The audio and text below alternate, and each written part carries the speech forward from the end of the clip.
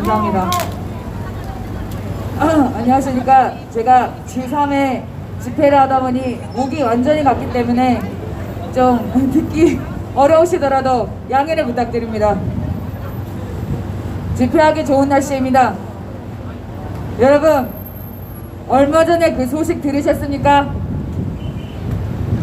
우리나라는 태양광이니 풍력 발전이니 하면서 원자력 싹 말라 죽이고 원자력 공업과 진학하는 애들은 1년에 한 학교당 뭐 1명 아니면 없고 그 정도 수준으로 망가뜨려 놓고 부산중공업은 가뜩이나 힘든데 원자력으로 벌어먹던 것까지 없어져서 풍전등화에 이르고 있고,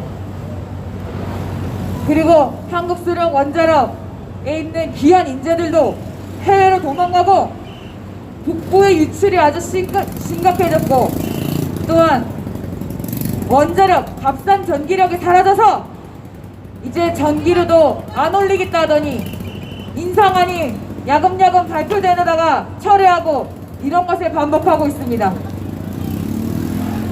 여러분, 전기료가 올라가면 누가 힘들어집니까? 여러분들뿐만 아니라 가장 위험한 건 바로 사회 취약계층들입니다.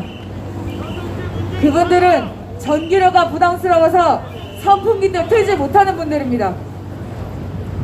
전기료가 올라가면 이번에도 또 더워서 폭염 때문에 돌아가실 분들인데, 사회 취약계층들을 배려해서 전기료도 함부로 인상을 못하는데 이번 정권은 원자력을 말살해서 전기료 폭등을 유도하고 있습니다.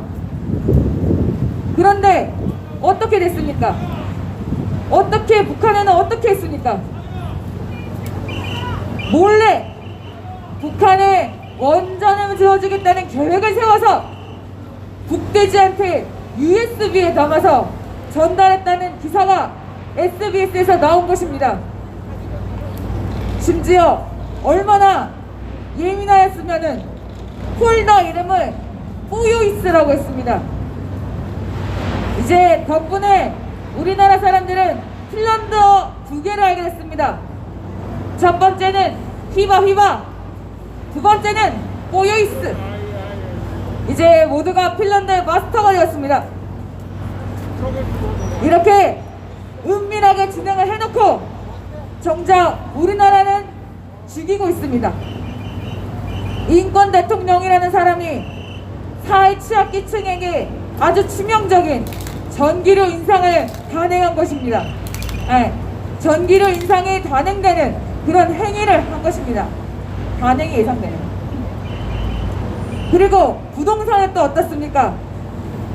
여러분, 부동산 보금자리론 대출 받으려면 6억 원 미만의 아파트, 그리고 부부 합산 7천만 원, 만약에 아이가 있으면 뭐 9천만 원까지 증액되긴 하지만 어쨌든 신혼부부한테는 굉장히 가혹한 조건입니다. 부부가 합산해서 7천만 원 미만이 되기도 굉장히 어렵습니다. 이건 뭐냐? 결국 소득을 기준으로 대출함으로 인해서 소득은 없는데 자산은 많은, 람보르기니 끌고 다니는데 백수여도 보금자리로는 받을 수 있는 그런 상황이 왔고, 아득바득 공부해가지고 겨우 살만한 가재개구리 붕어들은 보금자리론도 혜택받지 못하는 그런 상황에 처했습니다. 그리고 그런데 불구하고 이 정부는 그게 비싸면 13평짜리 아파트에서 아이 낳고 살아라 이러고 있습니다. 13평짜리 임대주택에서도 충분히 살만하다고 2억 정도를 들여서 인테리어 하는 곳에서 열심히 사진을 찍어서 국민들의 농락을 하고 있습니다. 이것이 어떻게 가능한 것입니까?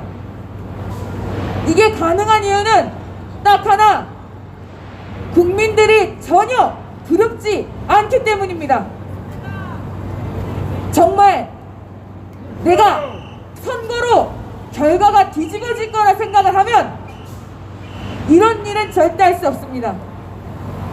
여러분들이 정말 무섭다면 절대 표 떨어지는 일은 하지 않습니다. 하지만 어떻습니까? 적국과 내통하여 이 나라를 해야 하는 여적죄라는 거, 적국인 북한과 내통해서 우리나라의 원자력을 죽이고 북한의 원자력을 짓는다. 문재인은 내통하지 않았다고 할 수 있겠지만, 그러나 그의 본심은 아마 우리나라의 원자력을 폐쇄하고 북한에 지어준다, 이거에 있었던 것은 SBS 보도로 확실해졌습니다. 감사합니다. 그런데 이런 말도 안 되는 정책, 우리들의 전기료는 올라가는데 정작 핵 보유국인 북한에 핵 발전소를 지어주겠다, 이런 국가 보안이 걸린 문제, 그리고 우리들의 의식주의 가장 직접적인 부동산 문제를 건드리고서도, 그리고 교육 문제, 본인들은 반미를 외치면서 정작 알 수 없는 평생 번듯한 직장이 없던 사람들이 아이들은 비싼 미국 학교에서 유학을 하고 그런 일들이 벌어지고 있는 것입니다. 그런데 여러분들, 이런 것들이 과연 내가 선거로 뒤집어질 수 있다면 그런 생각을 하겠습니까? 여러분들은 이렇게 생각합니다. 서울시장 잘 뽑으면 돼, 또는 부산시장 잘 뽑으면 돼, 또는 내년 대선 잘하면 돼 라는 꿈같은 생각을 하고 있을 겁니다. 하지만 여러분, 2019년 보궐선거 기억해 보십시오. 총 투표율이 101%가 나오는 말도 안 되는 투표가 벌어졌음에도 불구하고 아무 말도 나오지 않았습니다. 이거 부정선거 아닌가? 라고 해도 어차피 임기 1년짜리인데 내년에 투표 잘하면 되지? 라는 그런 순진한 생각으로 가만히 있었다가 어떻게 되었습니까? 더 완벽한 부정선거가 되었습니다. 60대 이상이 사전선거에 30% 이상으로 투표를 했는데 정작 더불어민주당이 70% 정도로 몰표가 되는 말도 안 되는 통계, 그리고 관내 사전 투표율과 관내 사전 투표율의 비율이 모두 똑같은 말도 안 되는 통계적인 문제, 이것이 통계적으로 가능하려면 지구가 생긴 이후부터 계속 동전을 던졌을 때 전부 앞면이 나올 확률과 같은 확률이라고 박영하 통계물리학과 교수님은 그렇게 말씀하셨습니다. 그리고 월터 미베인이라는 부정선거 전문가도 이번 우리나라 총선이 부정선거였다, 사기성이 있었다, 그렇게 결론을 내렸는데도 여러분들은 그저 이건 일부만의 상상일 것이다 라고 치부하고 있는 것입니다. 심지어 주호영 원내대표, 홍준표 국회의원조차 왜 재검표를 하지 않느냐, 그런 의문을 가진 바 있습니다. 정말 우리들의 이런 생각이 망상에 불과하다면, 헛된 꿈에 불과하다면, 저라면 당장 개표함을, 투표용지 보관함을 열어서 재검표를 실시하고 원고가 달라는 증거 전부 보여주면서 그거 봐라, 부정선거 없었다, 너는 착각했을 뿐이다 라고 말했을 겁니다. 하지만 어떻습니까? 지금 대법원은 어떻습니까? 지금 변론기일을 열지 않고 검증기일 하나, 변론 준비기일 하나, 요 두 개만 열어놓고 지금 수수방관하고 있습니다. 여러분, 변론 기일과 변론 준비 기일의 차이가 무엇인지 아십니까? 크게 공개 여부에 달려 있습니다. 변론 준비 기일은 비공개로 해도 무방합니다. 그러나 변론 기일은 공개가 원칙입니다. 그렇기 때문에 지금 대법원과 선거관리위원회는 이 소송들이 공개가 되면 위험해진다는 걸 깨닫고 비공개 절차만 계속 진행하고 있습니다. 물론 그것도 딸랑 2개만 했습니다. 심지어 소송 대리인은 통합선거인 명부 달라고 했습니다. 분명히 중앙선거관리위원회 공보과장이 김현정의 뉴스쇼에 나와서 우리는 민경욱이 달라는 증거 전부 주겠다고 말을 한 바 있습니다. 그래서 우리는 당연히 통합선거인 명부 포렌식하게 해주십시오 했습니다. 그러자 선거관리위원회에서는 우리 행정 업무를 봐야겠다면서 못 주겠다 했습니다. 여러분, 선거관리위원회는 계속 주장하는 것이 통합선거인 명부는 다른 내용과 분리가 되었기 때문에 절대 외부에서 침입을 못한다 그랬습니다. 그렇다면 통합선거인 명부만 따로 보존할 수 있다는 뜻인데 행정 업무를 핑계로 대면서 못 주겠다는 것입니다. 그렇다면 중앙선거관리위원회의 말이라면 통합선거인 명부와 다른 데이터가 섞여 있을 수 있다는 말이 됩니다. 그렇다면 제3자가 통합선거인 명부에 침입을 할 수도 있었단 말이 됩니다. 통합선거인 명부가 왜 중요하냐? 거기에는 전국에 있는 모든 선거인 명부가 담겨 있습니다. 그리고 그 선거인들이 언제 어디에서 몇 시에 사전 투표를 했는지가 기록되어 있습니다. 저희는 사전 투표에 부정선거가 증거가 가득하다 보기 때문에 달라고 했습니다. 그런데 이걸 안 주겠다는 겁니다. 그래서 이런 제안까지 했습니다. 그래, 좋다. 너희들이 행정 업무를 봐야 돼서 통합선거인 명부를 못 주겠다 하면 설 연휴에 우리가 통합선거인 명부를 내용을 보전을 하겠다 했습니다.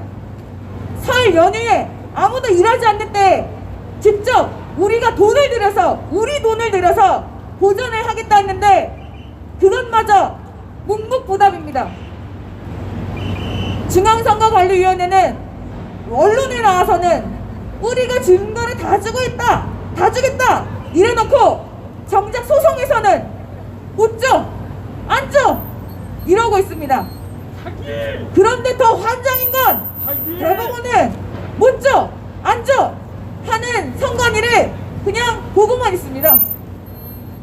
일반적으로 소송에서 한쪽 당사자가 증거를 달라고 하는데 증거 다 주겠다 하는데 안 주고 있다 그러면은 약간 증거 안 내놓는 쪽이 탈색이 짙어지거나 아니면 법관이 꾸짖습니다.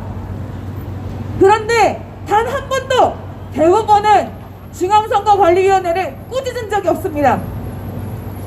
심지어 준비서면도 상당히 모욕적으로 씁니다. 저희가 그나마 예의를 갖췄기 때문에 선거관리위원회 서면을 공개하지 않는 것이지, 너무 선거관리위원회는 우리가 언제까지 이렇게 신사적으로 구는 거에 대해서 기대고만 있습니다. 지금 여기까지가 지금 소송의 진행 상황입니다. 우리는 달라. 우리는 진행하자. 소송을 진행하자. 그래서 지금 2주 동안 대법원 앞에서 변론기일 좀 열어달라고 집회까지 했습니다. 그래서 지금 제 목이 이렇게 갔습니다.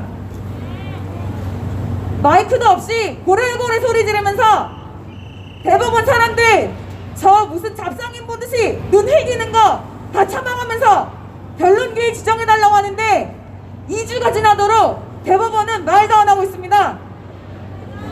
이렇게 변호사들이 법원 앞에서 기일 정해달라고 시위하는 거 아마 최초일 겁니다. 법원은 아예 보궐선거 전까지 뭐 아무것도 안 할 생각 같습니다. 보궐선거 때까지 미루는 게 왜 위험하냐? 보궐선거를 하게 되면 통합선거의 명부 내용이 바뀔 수 있습니다. 그렇기 때문에 저희는 보궐선거 전에 빨리 끝내자라고 했는데 가타부터 말이 없습니다. 즉 대법원은 증거인멸의 공범인 것입니다.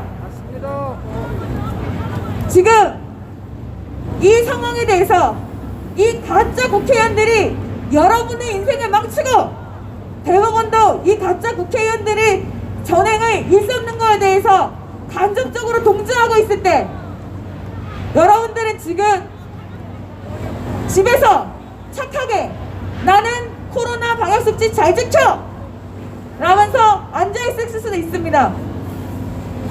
하지만 이것은 사기 방향입니다.